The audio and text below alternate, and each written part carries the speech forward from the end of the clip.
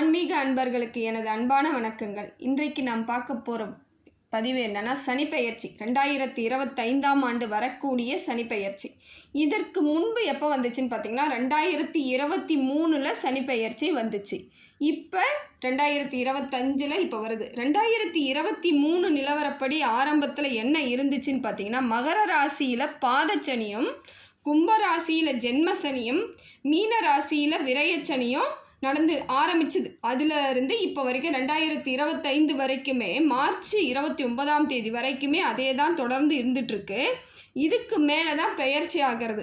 திருக்கணித பஞ்சாங்கப்படி பார்த்திங்கன்னா மார்ச் 29ஆம் தேதி இப்போ பெயர்ச்சி ஆகுதுங்க. கும்பராசியிலிருந்து மீன ராசிக்கு பெயர்ச்சி ஆகிறாரு. கும்பராசியில் 3ஆம் பாதம் பூரட்டாதியில் இருந்து மீன ராசியில் இருக்கக்கூடிய பூரட்டாதி 4ஆம் பாதத்துக்கு அன்றைய தினம் பெயர்ச்சி ஆகிறாரு. 9:44க்கு இந்த பெயர்ச்சி நடைபெறுதுங்க.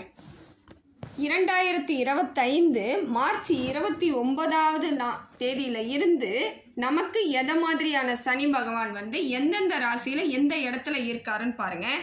மகர ராசியிலிருந்து 7.5 சனி முழுசாக விலகிறாருங்க. இப்போ மார்ச் 29ஆம் தேதியில் இருந்து உங்களுக்கு சனி விடுதலை ஆயிடுச்சு. மகர ராசியிலேருந்து சனி விடுதலை ஆயிடுச்சு. இப்போ மேஷ ராசிக்கு சனி உள்ள வராரு.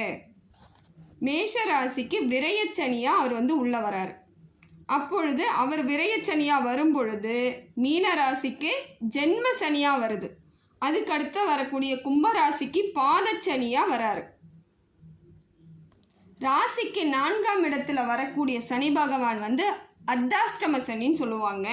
அதே போல் ராசிக்கு 7ஆம் இடத்து சனி பகவான் வராருன்னாக்கா கண்டகச்சனின்னு சொல்லுவாங்க. ராசிக்கு 8ல் சனி பகவான் வராருன்னு சொன்னாக்கா அஷ்டமத்து சனின்னு சொல்லுவாங்க. இப்போ எந்தெந்த ராசிக்கு எந்தெந்த சனி உங்களுக்கு எதில் இருக்குன்னு சொல்லிட்டு பார்க்கலாம். 2025 கும்பராசியிலிருந்து மீன ராசிக்கு மார்ச் 29ஆம் தேதி சனி பகவான் வராரு இல்லைங்களா. இப்பொழுது இந்த நிலவரப்படி அனைத்து ராசிகளுக்கும் சனி பகவான் எந்தெந்த இடத்துல இருக்காருன்னு சொல்லிட்டு பார்க்கலாம். மேஷ ராசிக்கு விரயச்சனியாக வராருங்க. அதே போல் ரிஷப ராசிக்கு லாபச்சனியாக வராரு. மிதுன ராசிக்கு கருமச்சனியாக வராருங்க. கடக ராசிக்கு பாக்கிய சனியாக வராரு. சிம்ம ராசிக்கு அஷ்டமச்சனியாக வராரு. கன்னி ராசிக்கு கண்டக சனியாக வராரு. துலாம் ராசிக்கு யோக சனியாக வராரு. விருச்சிக ராசிக்கு பஞ்சம சனியாக வராரு. தனுசு ராசிக்கு அர்த்தாஷ்டம சனியாக வராரு. மகர ராசிக்கு சகாய சனியாக வராரு. கும்ப ராசிக்கு பாதச்சனியாக வராரு. மீன ராசிக்கு ஜென்ம சனியாக வராரு. இப்போ மேஷத்திலிருந்து மீனம் வரைக்கும் இந்த சனி பகவான் எந்தெந்த இடத்துல யார் யாருக்கு என்ன இருக்காருன்னு சொல்லிட்டு இப்போ பார்த்தாச்சு. அந்தந்த ராசியில் இருக்கக்கூடிய சனி பகவானால் வரக்கூடிய பலன்கள் தான் மற்ற எல்லா ராசிக்கும் இப்போ நம்ம பார்க்க போகிறோம். கடகராசிக்காரர்களுக்கு இந்த சனி பெயர்ச்சி எப்படி இருக்குன்னு சொல்லிட்டு பார்த்தீங்கன்னா, இவ்வளவு நாள் நீங்கள் அஷ்டமத்து சனியில் இருந்தீங்க. அதாவது 2023 சனி பெயர்ச்சி ஆச்சுங்க இல்லைங்களா. அப்போத்துலேருந்து நீங்கள் அஷ்டமத்து சனியில் தான் இவ்வளவு நாள் பயணம் பண்ணிக்கிட்டு இருக்கீங்க. உங்கள் ராசிக்காரர்கள் அத்தனை பேருக்குமே இவ்வளவு நாள் அதுக்குள்ளே தான் நீங்கள் வந்துட்டுருக்கீங்க. உங்கள் ராசிக்குள்ளே தான் அவர் அஷ்டமத்து சனியாக உட்கார்ந்துட்டுருக்காரு. இப்போ 2025 மார்ச் 29 கும்பராசியிலேருந்து மீன ராசிக்கு அவர் போகும் பொழுது அஷ்டமத்து சனி உங்களை விட்டு விலகுதுங்க. இப்போ வரக்கூடிய சனி பெயர்ச்சி உங்களுக்கு சிறப்பான சனி பெயர்ச்சியாக இருக்குதுங்க. நல்லதே நடக்கக்கூடியதாக தான் இருக்குது. இப்போ மார்ச் 29ஆம் தேதி நடக்கக்கூடிய சனி பெயர்ச்சி உங்களுக்கு பாக்கிய சனியாக அமர்றாருங்க. இது ரொம்ப சிறப்பு தாங்க. தப்பே இல்லாத ஒரு சிறப்பான ஒரு விஷயந்தாங்க இது. காரணம் என்னென்னா, இந்த 5 ஆண்டுகளாக நீங்கள் அனுபவித்த பிரச்சனைகள் கொஞ்சம் நஞ்சம் கிடையாதுங்க. ஒரு சிலருக்கு ஒவ்வொரு பிரச்சனைகள் இருந்திருக்கும். கடகராசிக்காரர்களுக்கு அத்தனை பேருக்குமே ஏதோ ஒரு விதத்தில் ஒவ்வொரு ப்ராப்ளம் இருந்துகிட்டே தான் இருக்கும். வம்பு வழக்காக இருந்திருக்கும்.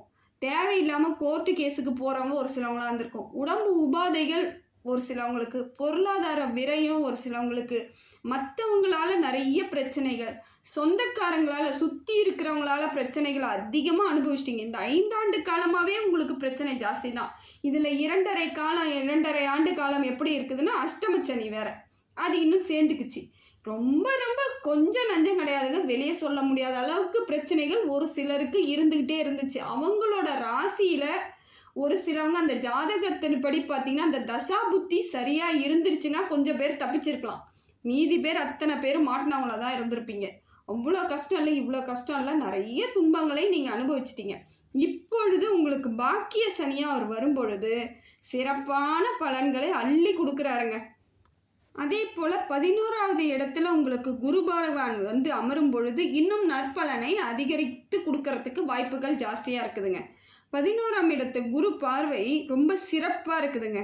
இந்த சனி பகவான், அதாவது பாக்கிய சனியாகவும் 11ஆம் இடத்து குரு பகவானும் உங்களுக்கு சேரும் பொழுது இது 27 ஆண்டுகளுக்கு அப்புறம் உங்களுக்கு இது வந்து இதை மாதிரி ஒரு அமைப்பு ஏற்பட்டிருக்குங்க. இது வந்து ரொம்ப சிறப்பு வாய்ந்தது. இதுக்கப்புறம் எப்போ வரும் பார்த்தீங்கன்னா மறுபடியும் 30 ஆண்டுகள் கழித்து தாங்க வரும். 27லேருந்து 30 ஆண்டுக்குள்ளே தான் இதை மாதிரி ஒரு அமைப்பு ஏற்படும். இப்போ உங்களுக்கு ஏற்பட்டிருக்கிறது ஒரு சிறப்பான ஒரு அமைப்பு. இது வந்து நல்ல அமைப்பில் இருக்கிறதுனால கடகராசிக்காரர்கள் அத்தனை பேருக்குமே எல்லா விதத்துலேயும் ஏதோ ஒரு விதத்துலேயும் சந்தோஷம் இருந்துகிட்டு இருக்குங்க. பொருளாதார வளர்ச்சி நல்லா இருக்குங்க, ரொம்ப நல்லா இருக்கும். அதே போல் ஏதாவது வியாபாரம் செய்துட்டு அதில் வந்து நீங்கள் நஷ்டம் அடைஞ்சிருந்தாலும் மறுபடியும் அந்த தொழிலை எடுத்து நடத்தும் பொழுது உங்களுக்கு சிறப்பாக விட்டதை பிடிக்கக்கூடிய காலம்தாங்க இது. ஏற்கனவே விட்டுட்ருப்பீங்க இல்லையா, நிறைய லாஸ் ஆகிருக்கலாம். என்ன பண்ணுறது, நம்ம நேரம் சூழ்நிலை எல்லாத்தையும் தாங்கிக்கிட்டு தான் நீங்கள் இந்த 5 ஆண்டு காலமாக வந்திருக்கிறீங்க. மன உறுதி உங்களுக்கு ஜாஸ்தியாக தாங்க இருக்குது. ஏன்னா எல்லாத்தையும் தாங்கிக்கிட்டு வரவங்க தான் கடகராசி. சொல்லப்போனால் வாழ்க்கையே இப்போ தான் உங்களுக்கு ஆரம்பிக்கிற மாதிரி இருக்குது. எந்த செயல் செய்தால் உங்களுக்கு வெற்றி கிடைக்கும்னுட்டு இப்பொழுதுலேருந்தே உங்களுக்கு நல்ல ஒரு அமைப்பு ஏற்பட்டிருக்கு. இதுக்கு முன்னாடி போனதை விட்டுடுங்க, இதுக்கு மேலே தான் நமக்கு எல்லாமே ஆரம்பம் அப்படின்னு நினச்சிக்கிட்டு புதுசாக வாழ்க்கையை ஆரம்பிங்க. நல்லதே நடக்கும். மனசை சந்தோஷமாக வச்சுக்கோங்க, கவலைப்படாதீங்க, போனதை நினச்சி வருத்தப்படாதீங்க. நடந்தது நடந்ததாகவே இருக்கட்டும். நிறைய அவமானங்கள், நிறைய வீழ்ச்சிகள், நிறைய கேவலமான சில விஷயங்களெல்லாம் நீங்கள் அனுபவிச்சிட்டிங்க. கசப்புகளை அதிகமாக சாப்பிட்டுட்டீங்க, பரவாயில்ல விட்டுடுங்க.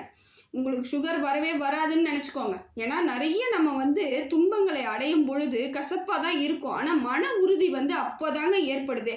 எப்போ ஒருத்தவங்க கஷ்டத்தில் இருந்து நம்ம அதை எப்படி சரி பண்ணணும்னு யோசிக்க வழி கிடைக்குமோ அதே போல் அவங்க மன வலிமையும் அதிகமாகும். நல்ல ஒரு சிந்தனைக்கு வருவாங்க. அதாவது எதிர்த்து போராடக்கூடிய ஆரோக்கியமான மனசும் அவங்களுக்கு தான் கிடைக்கும். நம்ம இப்படி பண்ணாங்கல்ல, நாம் இப்படி இருப்போம் அப்படின்ட்டு அவங்களுக்குள்ளேயே ஒரு தைரியம் வந்துடும். எந்த வேலையாக இருந்தாலும் எடுத்து பண்ணுங்க. தெரிஞ்ச வேலையாக இருந்தால் அதிக லாபம் கிடைக்கக்கூடிய காலம் இது. தெரியாத வேலையாக இருந்தாலும் அதை நான் செய்யலாம் அப்படின்னு நீங்கள் முடிவு பண்ணுறீங்கன்னா முன்னாடி அதை பற்றி கொஞ்சம் ஆலோசனை பண்ணுங்கள். அதை பற்றி நிறைய தெரிஞ்சுக்கோங்க. இது நம்மளால் முடியுமான்னு நல்லா யோசிச்சுக்கிட்டு அதில் இறங்கி பண்ணுங்கள். நிச்சயமாக அதுலேயும் உங்களுக்கு வெற்றி கிடைக்குங்க. எது ஒன்றுமே செய்யும் பொழுது அதை பற்றி எல்லா விஷயங்களும் நீங்கள் தெரிஞ்சு வச்சுக்கிட்டு செஞ்சிங்கன்னா அதனால் எப்பொழுதுமே உங்கள் மனசை தைரியமாக இருக்கக்கூடிய ஆட்கள் இல்லையா நீங்கள். இப்போ உங்களோட முகமலர்ச்சி அதிகமாக இருக்கும். இனிமேல் வரக்கூடிய காலங்களை நீங்கள் வந்து எப்படியெல்லாம் செய்யலான்ட்டு இப்போயே நீங்கள் அதுக்கான பிளான் போட்டு வச்சுக்குவீங்க. தகுதியான ஆட்கள் யாருன்னு பார்த்தீங்கன்னா கடகராசிக்காரங்க. நல்ல நல்ல இடத்துல தாங்க அவங்க இருப்பாங்க. ஏன்னா அவங்க குணமும் அப்படிப்பட்ட ஒரு குணம்தான். ரொம்ப கெட்ட குணமெல்லாம் யாருக்குமே கிடையாது. ஆனால் ஒரு சிலவங்க அவங்களோட பித்ருக்களோட இது இருக்கிறது, மூதாதையர்களோட இருக்கிறது வேணால் இருக்கலாம். இருந்தாலுமே நிறைய பேர் பாருங்கள் கடகராசிக்காரர்களுக்கு இலகிய மனசு, நல்ல மனசு, ஒரு பிரச்சனைனா ஓடி போய் உதவக்கூடிய மனசு அவங்களுக்கு தாங்க இருக்குது.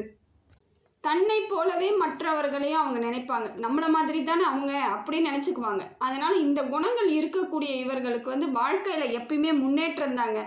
சில சறுக்குகள் இருந்தாலுமே அதை படிக்கட்டாக எடுத்து வச்சுக்கிட்டு மேலே ஏறி போயிட்டே இருக்கிறவங்க யாரும் பார்த்தீங்கன்னா கடகராசிக்காரர்கள்.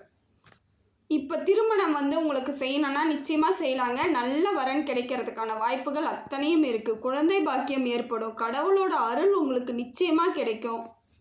சொத்துக்கள், பூர்வீக சொத்து வரணுன்னாலும் வந்துடும். அதே மாதிரி வாங்க போகிறேன், புதுசாக வாங்க போகிறேன், இருக்கிறத விற்றுட்டு பெருசாக வாங்க போகிறேன், இடம் வாங்க போகிறேன், வீடு வாங்க போகிறேன்றவங்க கூட வாங்கலாங்க. ஏன்னா உங்களுக்கு நல்ல நிலையில் தானே சனி பகவான் இருக்கார். அதே போல் குரு பகவான் இருக்கார். உங்களுக்கான வெற்றிகளை அவர்களே தேடி கொடுத்துருவாங்க. உங்களுக்கு அதை மாதிரி எண்ணங்களை அவங்களே ஏற்படுத்தி கொடுப்பாங்க. பாருங்கள், நல்லதே நடக்கும் உங்களுக்கு. ஒவ்வொரு பிரச்சனையும் எப்படி வந்து கையாளணும்னு சொல்லிட்டு உங்களுக்கு தெரிகிற அளவுக்கு மற்றவங்களுக்கு தெரியவே தெரியாதுங்க. அந்த அளவுக்கு உங்களோட மனப்பக்குவம் வந்து சிறப்பாக இருக்குங்க. இந்த பிரச்சனையா இப்படி தான் நம்ம செய்யணும், இதை செஞ்சால் இது சரியாயிடும்ன்ற இடத்துல இருக்கிறதுனால மற்றவங்களுக்கு ஆலோசனை சொல்லக்கூடிய ஆட்களும் நீங்கள் தாங்க. இப்படியெல்லாம் இருந்தால் இப்படி சரி வராது, இதை பண்ணுங்க அப்படின்னு சொல்லிட்டு சொல்லுவீங்க. அதனால் மற்றவங்களும் பயனடைகிறதுக்கு வாய்ப்புகள் அதிகமாக இருந்திருக்கும். ஏற்கனவே பயனடைஞ்சவங்களும் இருப்பாங்க. அது உற்றார் உறவினராக இருந்தாலும் சரி, நண்பர்களாக இருந்தாலும் சரி, யாராக இருந்தாலும் சரி, உங்கள் ஆலோசனை கேட்டு யாரும் கெட்டு போனதா சரித்திரமே கிடையாதுங்க. கடகராசிக்காரர்கள்கிட்ட அந்த ஒரு புத்தி நல்லா ஷார்ப்பாக இருப்பாங்க. இவங்களுக்கு இதை சொன்னால் அவங்க அதை பயன்படுத்திக்கிட்டாங்கன்னா அவங்க நல்லா இருப்பாங்க அப்படின்ற இடத்துக்கு நீங்களே அவங்களுக்கு சொல்லி கொடுத்துருவீங்க. அதனால் இந்த அறிவெல்லாம் உங்களுக்கு ஜாஸ்தியாக இருக்குதுங்க. அதே மாதிரி படிக்கக்கூடிய பிள்ளைகளுக்கு இந்த வாட்டி நல்லா படிப்பீங்க, நல்ல மதிப்பெண் எடுப்பீங்க, எந்தவித கவலையும் பட தேவையில்லைங்க. முறையாக நீங்கள் அதுக்கான படிப்பை நீங்கள் படிச்சிங்கன்னா போதுங்க, சூப்பராக படிச்சிடுவீங்க. மேற்படிப்பு என்ன படிக்கணும்னு சொல்லிட்டு ஆலோசனை பண்ணுறவங்களும் பண்ணிக்கலாம். மேற்படிப்பு படிக்க விருப்பப்படுறவங்களுக்கு நீங்கள் கேட்குற காலேஜ் கிடைக்கலாம், நீங்கள் கேட்குற குரூப் கிடைக்கும். அதே போல் என்னென்ன செய்யலான்ற ஒரு அறிவும் உங்களுக்கு வளர்ச்சி அடைஞ்சிரும். அதனால் நீங்கள் எது தொட்டாலுமே சிறப்பு தாங்க. படிப்பு விஷயமா இருந்தாலும் சரிங்க, ரொம்ப சிறப்புங்க. பெண்களுக்கும் கடகராசியில் உள்ள பெண்களுக்கும் நல்லா இருக்குதுங்க. கணவன் மனைவி ஒற்றுமை நல்லா ஏற்படும். பிள்ளைகள் நீங்கள் சொல்கிறத கேட்பாங்க. உங்கள் தேக ஆரோக்கியமும் நல்லா இருக்கும். இது வரைக்கும் இருந்த சின்ன சின்ன பிரச்சனைகள், உடல் உபாதைகள் அத்தனையும் சரியாகி இப்போ ஒரு மன நிறைவான ஒரு அமைதியான வாழ்க்கைக்கு நீங்கள் இப்போ வரப்போகிறீங்க. அதனால் இப்போ தான் நீங்கள் வந்து சந்தோஷமாக இருக்கக்கூடிய காலங்கள். பழசை மறந்துடுங்க, புதுசாக வாழுவோன்னு ஒரு எண்ணத்தோட புதுசாகவே ஆரம்பிங்க. எல்லாமே வெற்றியாக இருக்குதுங்க. அதே போல் நீங்கள் செய்யக்கூடிய அத்தனை வேலையுமே மற்றவங்க பாராட்டக்கூடியதாக இருக்கும்.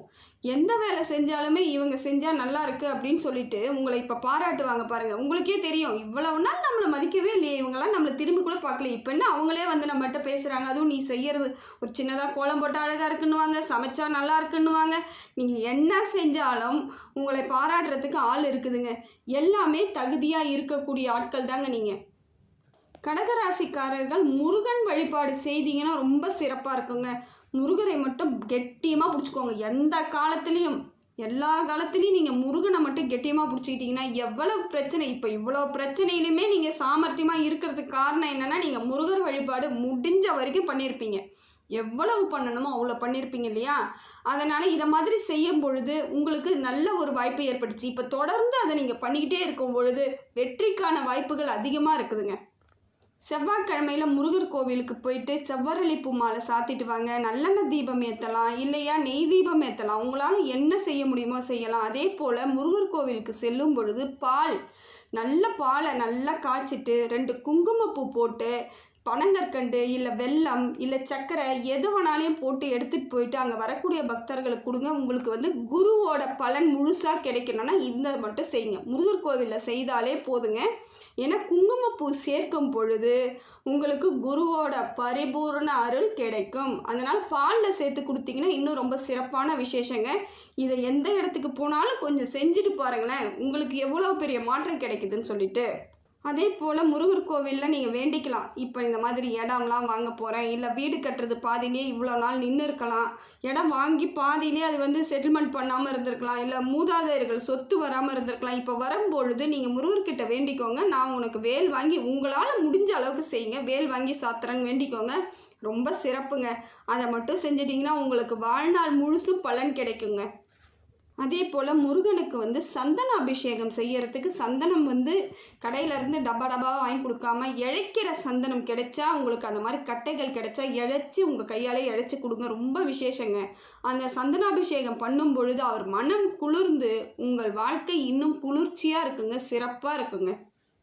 சந்தோஷத்தின் உச்சத்தை அடையக்கூடியவர்கள் நீங்கள் தான். ஏன்னா துன்பத்தின் உச்சத்தையே பார்த்துட்டு வந்துட்டீங்க. இனிமேல் வரக்கூடிய காலங்கள் சந்தோஷமாக தாங்க இருக்குது. தைரியமாக இருக்கலாம், சந்தோஷமாக இருக்கலாம், நிம்மதி பெருமூச்சு விடக்கூடிய காலகட்டம் தான் இது. கடகராசிக்கு இது ஒரு அற்புதமான சனிப்பெயர்ச்சின்னு சொல்லிட்டு இதை நீங்கள் எடுத்துக்கிட்டு அதற்கான வழிவகைகளை மட்டும் செய்துக்கிட்டு எளிய பரிகாரங்களை மட்டும் செஞ்சுக்கிட்டு வந்தால் போதுங்க. ரொம்ப சிறப்புங்க. எல்லாம் வல்ல இறைவனிடம் எல்லா வளங்களும், எல்லா செல்வங்களும், எல்லா நேர்மறை ஆற்றல்களும் கிடைக்கணும்னு சொல்லிட்டு இறைவனிடம் பிரார்த்திக்கிறேங்க. ஆத்ம ஆன்மீக சேனலுக்கு சப்ஸ்கிரைப் பண்ணாதவங்க சப்ஸ்கிரைப் பண்ணிக்கோங்க. நன்றி, வணக்கம்.